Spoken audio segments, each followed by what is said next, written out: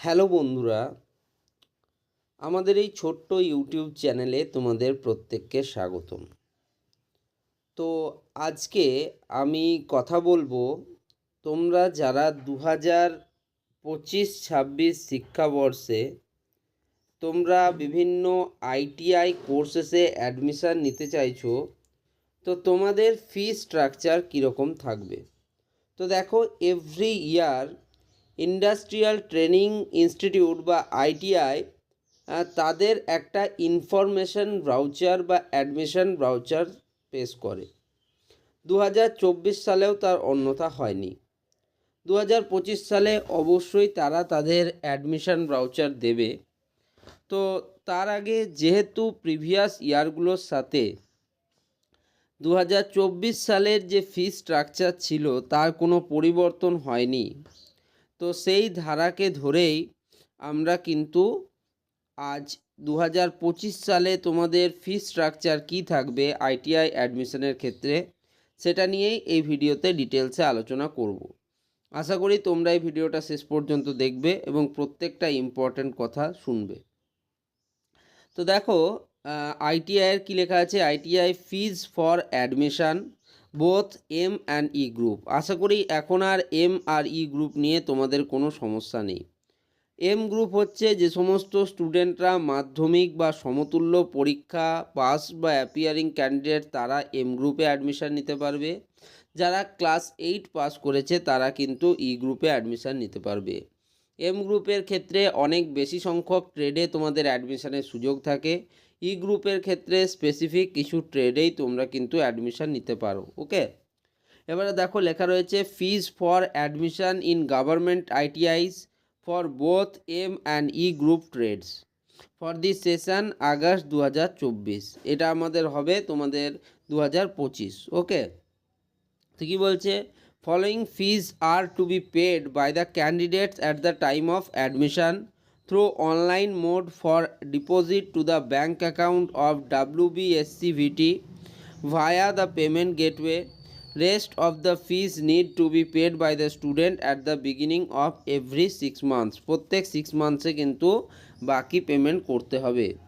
তো নেক্সট আমরা একটু দেখো গভর্নমেন্ট আইটিআই, আইটিসি এবং জেপি অর্থাৎ industrial training institute, industrial training centres এবং জুনিয়র পলিটেকনিক।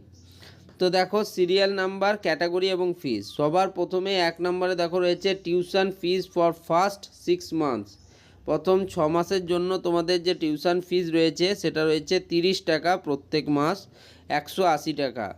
ঠিক আছে, নেক্সট দেখো 2 হচ্ছে টিউশন ফি ফর আইএমসি অর্থাৎ management quota through sponsored candidate for first months. কি বলছে, as mentioned in government order of fees. Okay, government অর্ডারের ওপর তৈরি হয়।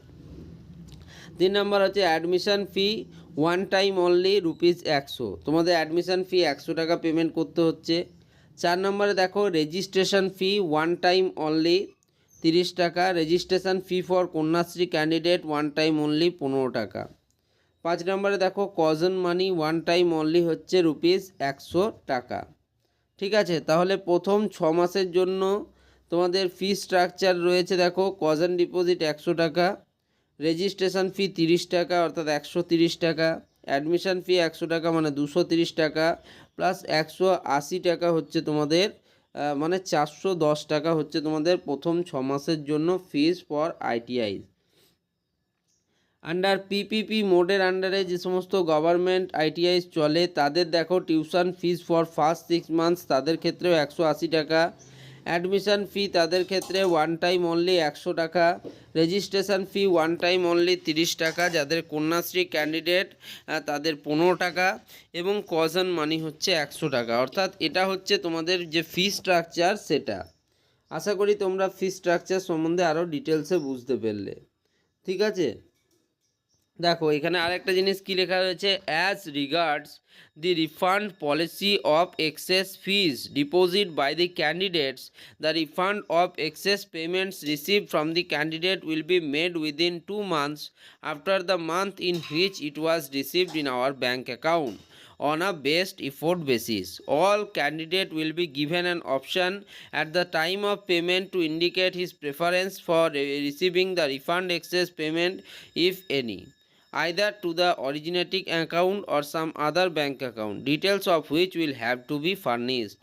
তো তোমাদের দেখো, যে সমস্ত স্টুডেন্টদের পেমেন্ট রিলেটেড কিছু সমস্যা হবে বা এক্সেস পেমেন্ট হবে, তাদের কিন্তু সেই এক্সেস পেমেন্ট তোমাদের রিফান্ড করে দেওয়া হবে। যেই মাসে তোমরা পেমেন্ট করছো তার পরবর্তী 2 মাসের মধ্যে কিন্তু সেই প্রক্রিয়াটা কমপ্লিট হবে। ওকে, আশা করি তোমরা বুঝতে পারলে। এক্ষেত্রে তোমরা বুঝতেই পারছো, খুব কম বা রিজনেবল ফিজের আন্ডারে তোমরা কিন্তু তোমাদের আইটিআই যে ট্রেনিং বা আইটিআইয়ের যে ডিগ্রি রয়েছে সেটাকে খুব সহজেই কিন্তু নিতে পারো। আশা করি এই ভিডিওটা তোমাদের জন্য হেল্পফুল হলো। যে কোনো রকমের সমস্যার জন্য তোমরা অবশ্যই আমার ভিডিও নিচে কমেন্ট করে জানাতে পারো। এই ভিডিও এখানেই শেষ করলাম, ধন্যবাদ।